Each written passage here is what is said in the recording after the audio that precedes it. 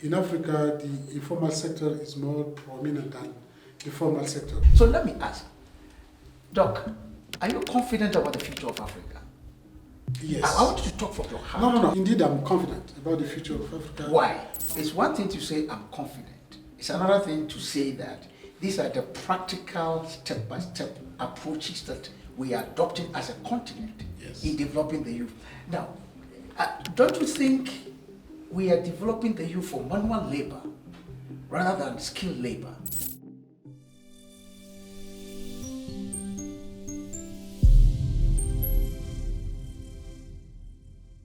Once again, welcome to the Religion Enterprise Television. And as you know, on this platform, we talk about SMEs and the extent to which religion or faith-based institutions can promote SMEs in financial accessibility, credit, and all of that. And today we are privileged to be in the Africa Union Center or building, where we call it the Home of Africa. This is the house of the Africa Union Commission. And today we are privileged to be having a interesting conversation with the Acting Director of Economic Development, Integration and Trade.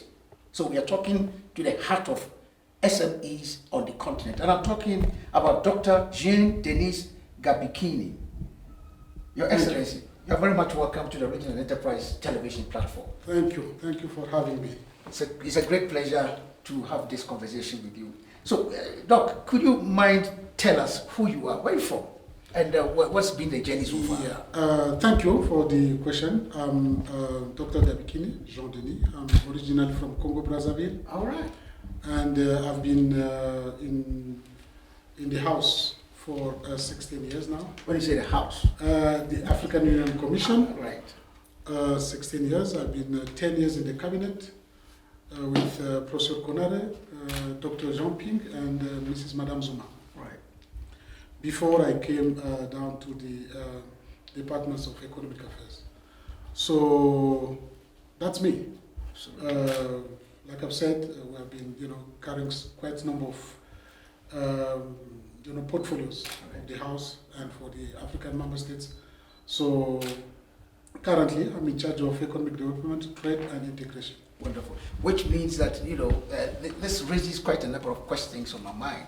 Which means you were there when even the concept of African continental free trade area was developed. Definitely. You were there when the issue of the AU passport issues were developed, were conceived. Because talking about Mrs. Zuma means that, because I remember she was there when this discussion started. So let me ask, Doc, are you confident about the future of Africa? Yes. I want you to talk from your heart. No. Indeed, I'm confident about the future of Africa. Why? Because of the its young population. Okay. And you know that what is called the youth dividends. Right. That's the main asset that has Africa for the future. Right. And what is required now is to empower the young, right, including women, of course, right, so that they can make sure to be able to to develop Africa tomorrow. So I'm confident. Okay. Now, it's one thing to say I'm confident. It's another thing to say that these are the practical step-by-step approaches that we are adopting as a continent in developing the youth. Now, don't you think we are developing the youth for manual labor rather than skilled labor? Now, projection says that by 2050, Africa is going to be the supplier of labor in the whole continent, for the globe.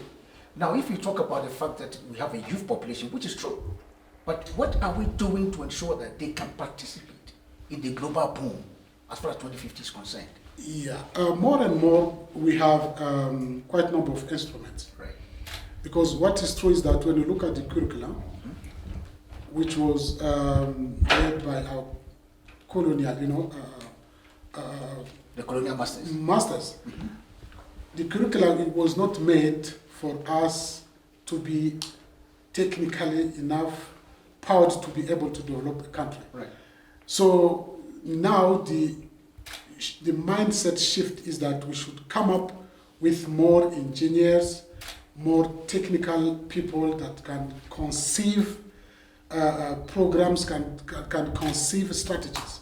So that's the new, let's say, direction that we should take with, for instance, when you look at the Pan-African University, right, which has been said, we have quite a number of campuses in Kenya, Nigeria, Cameroon, Algeria, and so on.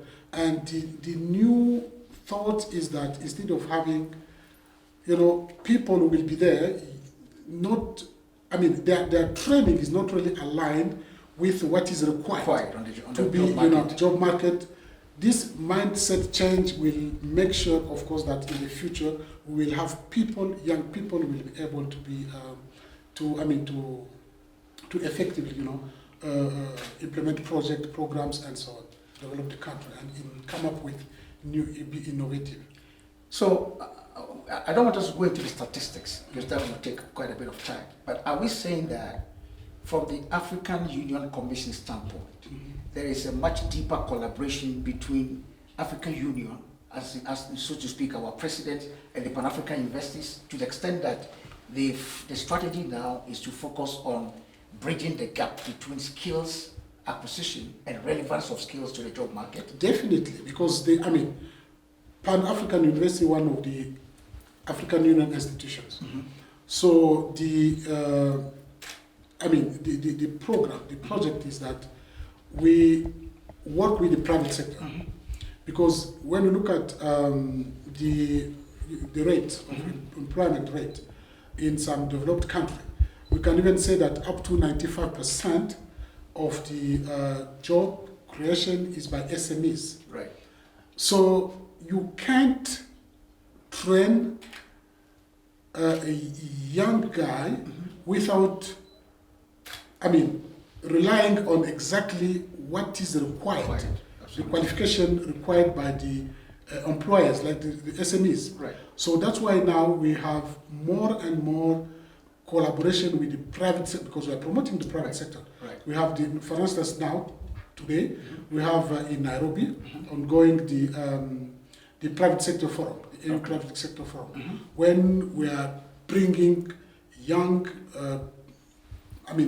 youth and women to discuss, to brainstorm on project initiatives, and then from there, of course, people will learn, going back to their capital, they will be able to carry some, to benchmark from experience that they have learned during that forum. Right. So we are bringing more, we are working more with the private sector, because the private sector is the kind of the engine for the job creation. Sure. So we are working with private sector to make sure that when the Pan-African University is training young people, they should be aligned with what is required by the private sector. They can be absorbed by the private sector. Instead of training a mass of population, will not have a job at the end. Okay.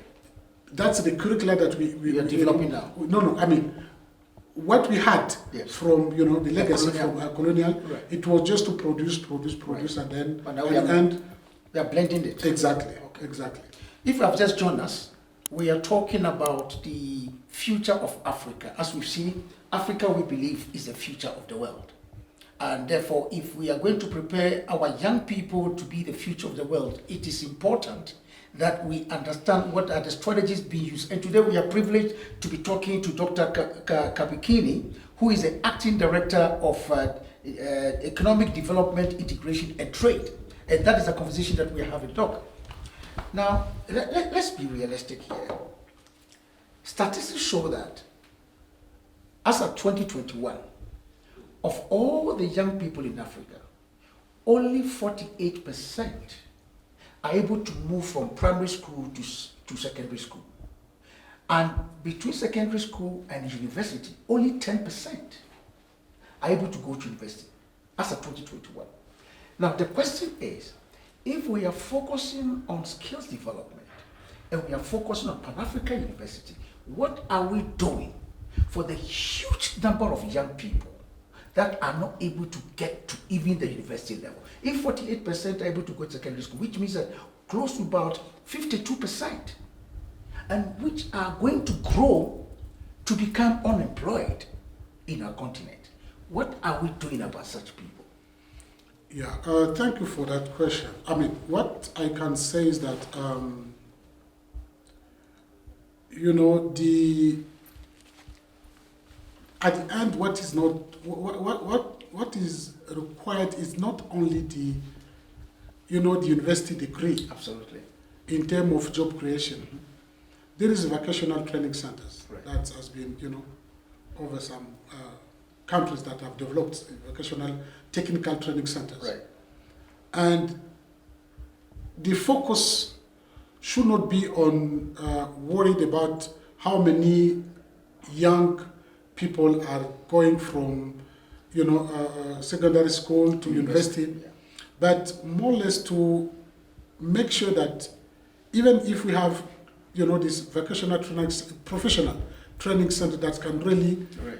train, I mean, let's say workers that needs the job market needs, that's the most important. Absolutely. So of course we need academicians, you know, I mean, people can be able Professionals to, professionals, like lawyers, trainers, doctors, and all exactly. that. Sure.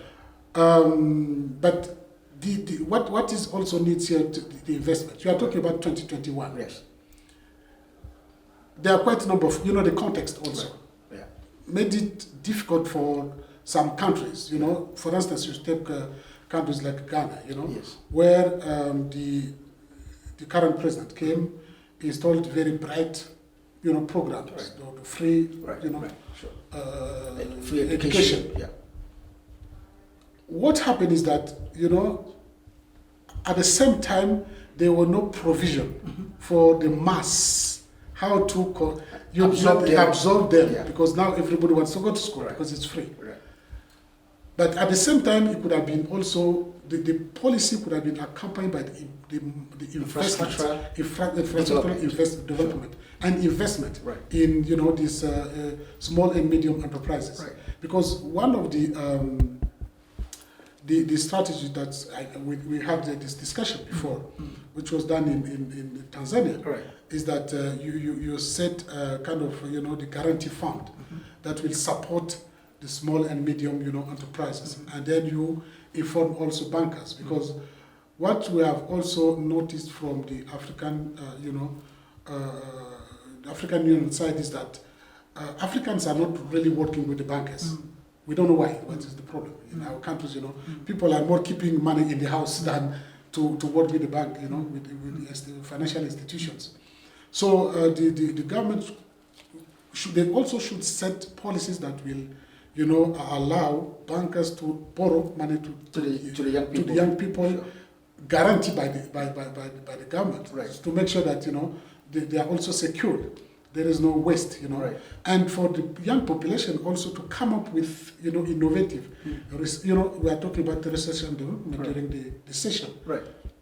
So for me, the technical, you know, schools are more critical, Yeah. you know, for the development than, you know, having this high, because when you look at even, I mean, take today, billionaires in USA. Most of them are technical. I mean, Absolutely.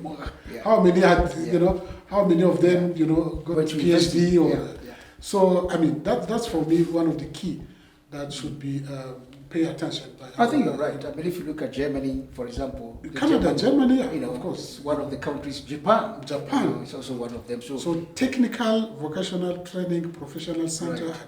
are Okay. the key. Wonderful. So let's talk about Africa Continental Free Trade Area. Can you know, we are talking to about 1.2 billion people on the continent. This is 55 country program that we're doing. Could you break it down for us? What is Africa Continental Free Trade Area about? I mean, the African, the framework, the African Continental Free Trade Area is, I mean, that's one of the major achievements in the process of African integration, continental integration, you know, from the Abuja Treat and the Lagos Plan of Action.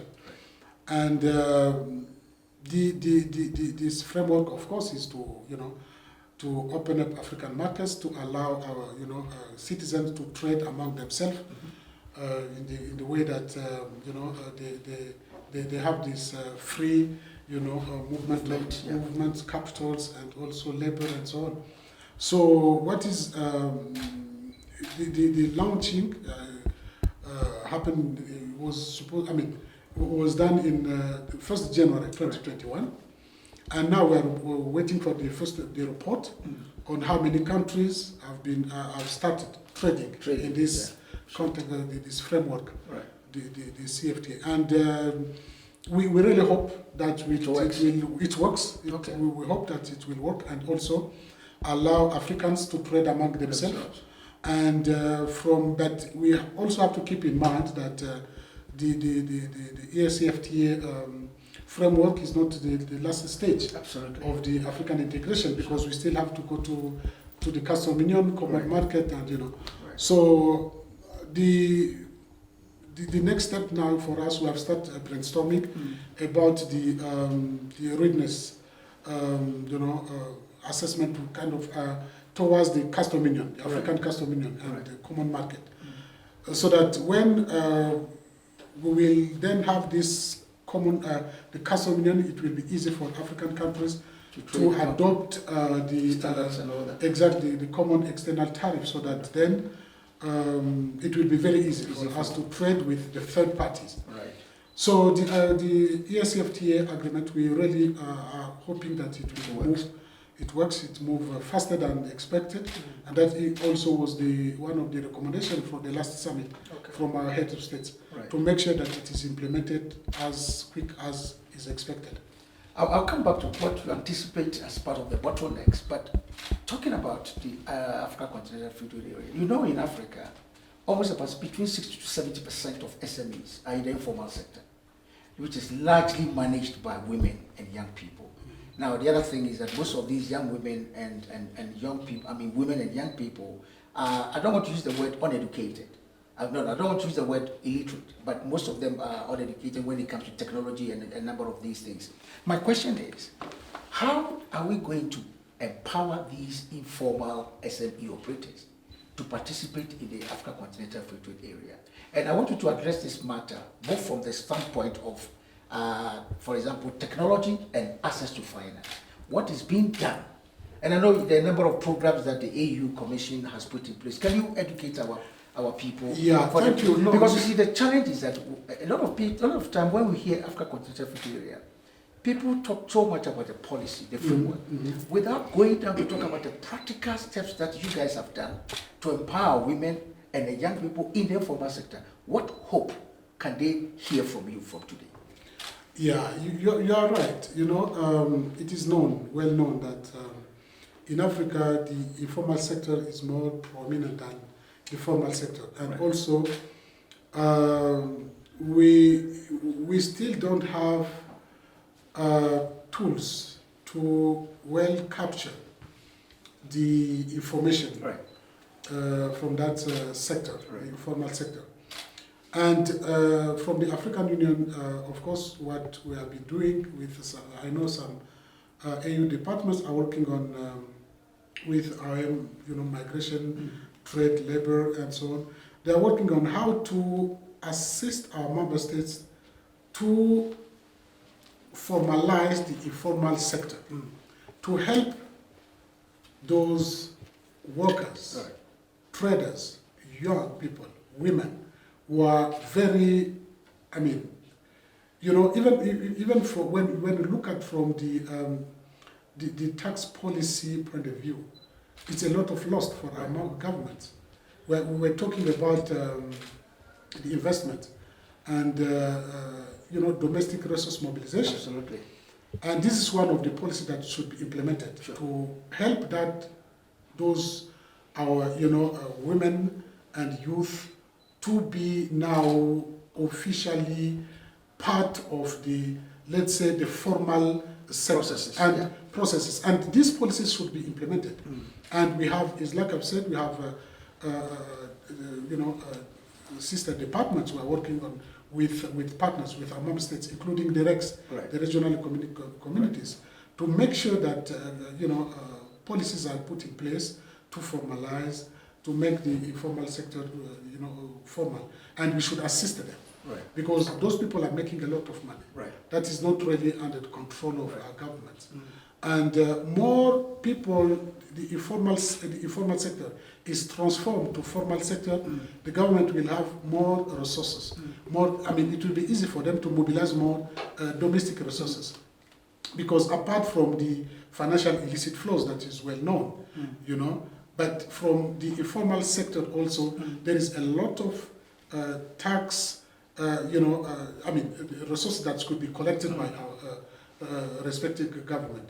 So there are policies in place to facilitate and to help.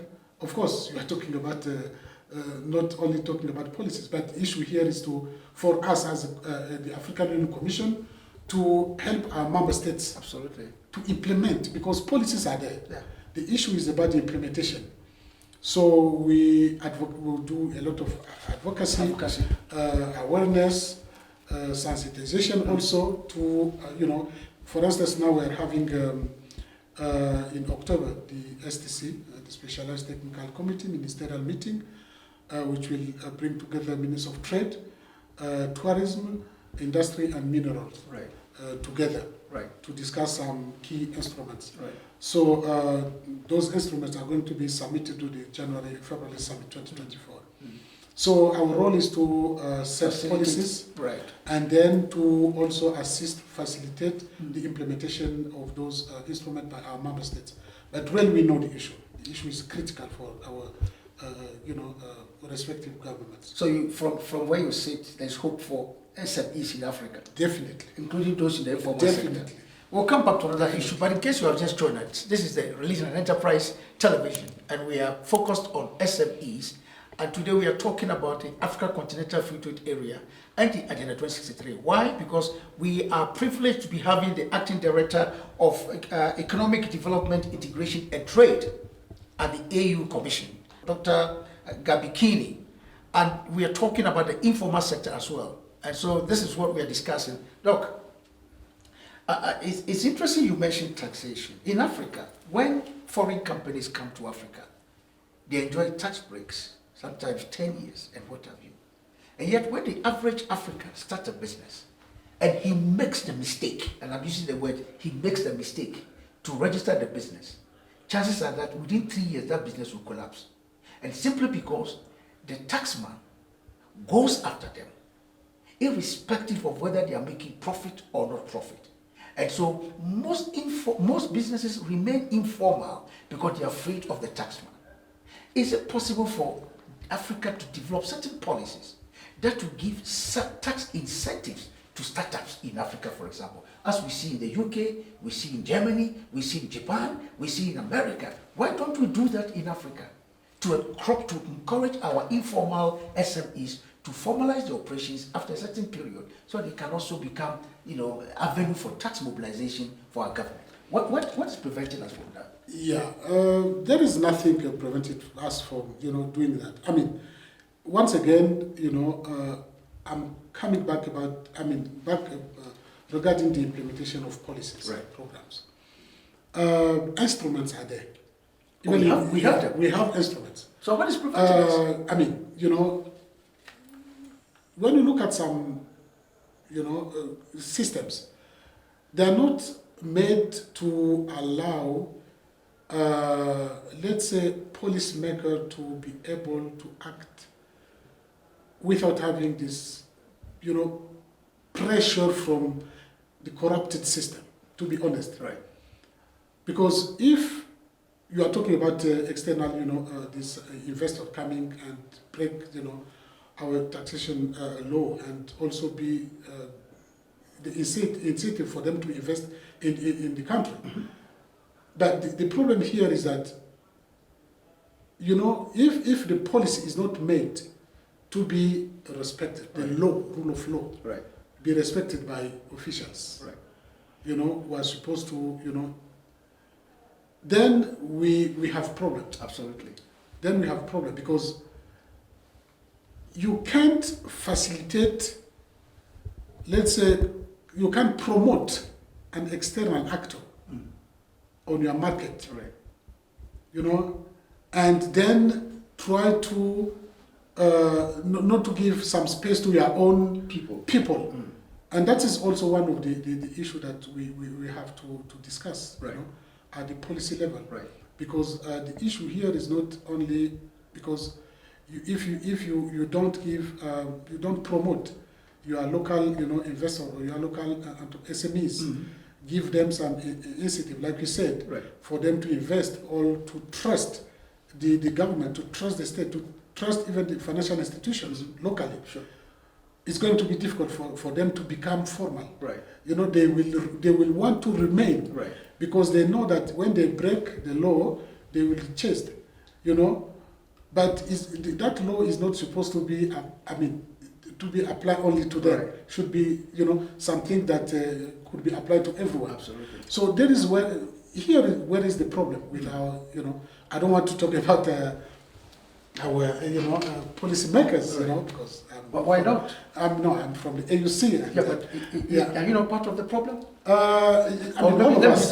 Yeah, not part of the bureaucracy. That is, all of us. No, what I want to say is that as far as the commission is, because what I'm saying is it's me, not the commission. Right. Let's be clear on that. Sure. Yeah, I'm not committing the commission here. Sure.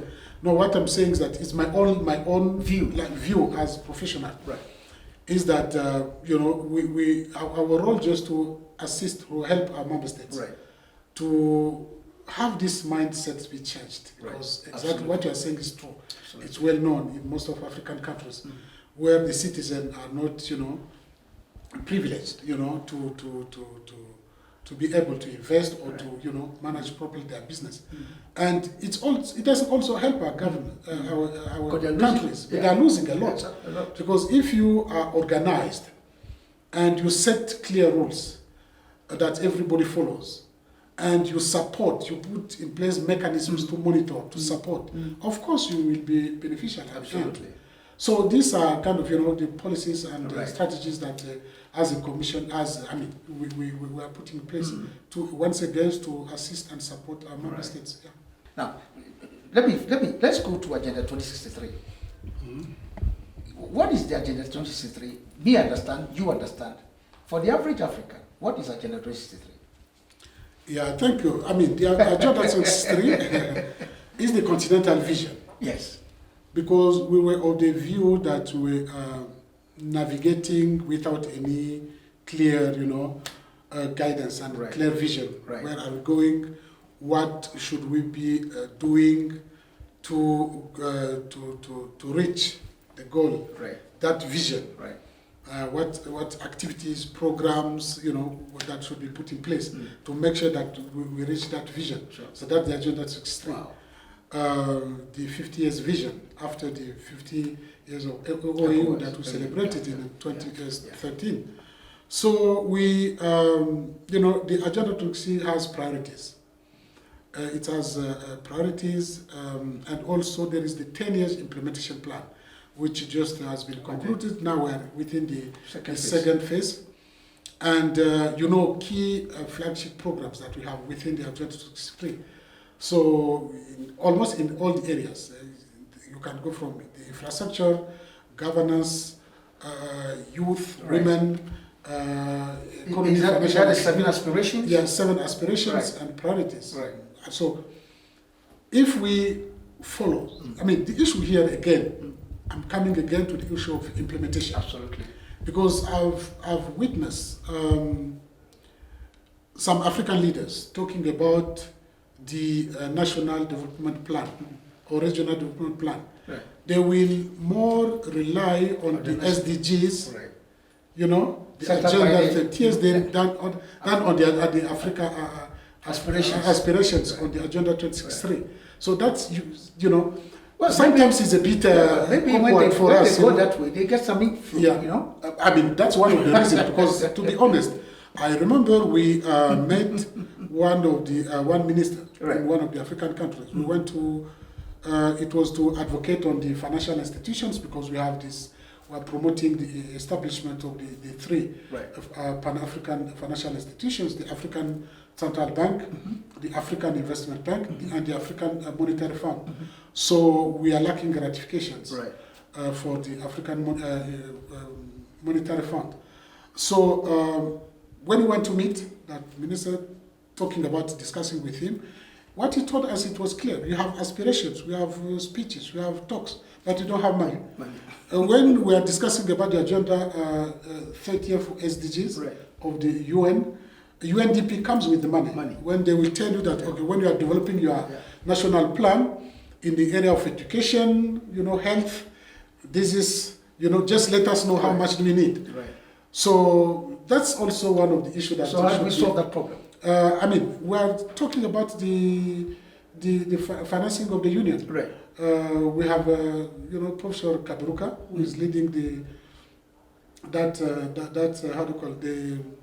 the team to make sure that to address the issue of financing of the union, so that we don't depend on foreign exactly. And it can be done, can't it? No, we have the resources. We have the levy which is going on. And the expectation is that we'll be able to meet it. We'll be able to meet able to finance all our program, project, and so on. So we're confident. So Africa, there's hope. There is the hope. Future is bright. There is so hope. Indeed, Africa is the future of the world. I agree, 100%. Well, if you have just joined us again, this is the Regional Enterprise television program, and we are having a conversation with Dr. Gabikini, who is the Acting Director of Economic Development, Integration and Trade at the AU Commission. And, it's been an interesting conversation. Doc, we are bringing our conversation to a close because I know you have to run. So let's look at the linkage between AfCFTA and Agenda 2063. And I want us to link this against the backdrop of the difficulty for Africans to traverse across the continent. And I'm talking about the issue of the lack of the AU passport and the visa restrictions, visa costs, and all of that. How do you anticipate the Agenda 2063 to indeed become a reality when we are still grappling with? The AU passport concept, for example, is more than 20 years now, if I'm not mistaken. So what is happening? Why is it difficult for us to move around our own continent freely, both for people and SMEs? And here I'm talking about women and youth who are in the informal sector. Yeah, that's one of the key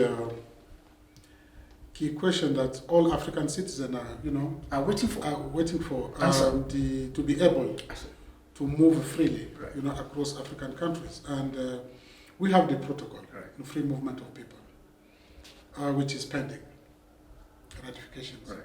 So the role that once again, I'm always coming to the same implementation. The implementation is one of the key. The instrument is there with our member states. So what we need now, the advocacy, sensitization, and try to, because when you look at what happened with the AfCFTA agreement, 2018 in Kigali, which was signed first day with almost more than half African member states, and after 2-3 years we almost have apart from few we almost have all the ratification, the implementation started. So if we can have the same vigor, the same vigor, of course we'll be able to get the protocol, the free movement of people, but the challenge and the passport. Coming to the passport, the passport is one of the elements of the free movement of people, because the passport could not be released without the protocol be implemented. Absolutely. So we need first the protocol be ratified by the threshold is the 15 of member states. If we have 15, we then can start. So where are we now? Well, we have 4, something like 4. I'm not quite sure, but I think we have 4 ratifications. Only 4. Yeah. So since the time 4 or 6. I'm not sure. And we need 15. 15. So that's what we're pushing. So what we do? We pray for them. We go and what we do? We need more advocacy, like with the media. We need sensitizations. Make sure that the member states they understand. It's like what happened with the AfCFTA agreements. It should be the same way that they should understand the importance of having this tool be implemented, so that African citizens can move around, because you can't have the AfCFTA goods move without people. So you will need to have goods, people, capital, labor, and so on. And even technology. Technology, Transfer of exactly, technology. transfer of technology. Yeah. So we really are calling upon our member states to make sure that we will be able to ratify the protocol of free movement of people. Doc, I mean, I would have loved us to have a very long conversation, but I also want to be protocolly, respect your time. Now, this is the lead camera, Doc, and you have 1.2 billion people on the continent. And we've talked about the African Continental Free Trade Area, we've talked about the Agenda 2063. And I wish every African can be as optimistic as you are. We believe as human capital that Africa is indeed the future of the world, because all the indicators show it. What I want you to look at that camera and speak to the seeming youth of Africa and just give them that sense of hope that you have, that indeed, if they press forward, Africa indeed can be the future of the world. Thank you. No, what I can say... You can both do it in both English and French, because I know you're bilingual. Exactly. I mean, ce que je peux dire pour cette question qui concerne la jeunesse africaine, c'est essentiellement de croire en nous-mêmes. Believe on ourselves. De croire en nous-mêmes et d'avoir des rêves. De ne pas permettre à qui que ce soit de nous empêcher d'atteindre ces rêves-là. C'est-à-dire qu'il faut se donner les moyens, il faut se donner les moyens de pouvoir être capable de réaliser des rêves. Mais il ne faut jamais, jamais, jamais cesser de rêver. Il faut continuer à rêver, il faut croire en nous-mêmes et nous avons du potentiel. L'Afrique a beaucoup de potentiel en termes de ressources, en termes d'humains, en termes même de valeurs. En termes de valeurs, l'Afrique a beaucoup de ressources et je suis sûr que si nous restons ce que nous sommes et si nous croyons en ce que nous sommes, nous croyons en nos potentialités et à nos rêves également et que nous nous donnons le moyen, nous serons capables de faire de l'Afrique de demain ce que nous voulons de cette Afrique prospère. En anglais aussi, en anglais. What I want to say in English, just to repeat what I've said in French, is that first we should believe in ourselves, we should have dreams, and we should not stop dreaming. And we should not allow anyone to stop us from dreaming. And we should also give ourselves a means to be able to reach those dreams. And also at the same time, to also not stop, let's say, learning. We should not stop learning and make sure that, because Africa has a potential in terms of human resources, in terms of natural resources, and even in terms of value, we have what it takes for us to, to reach our dreams. So let's give ourselves what it takes, the means for us to reach those dreams, and let's continue dreaming so that we can have the Africa we want tomorrow.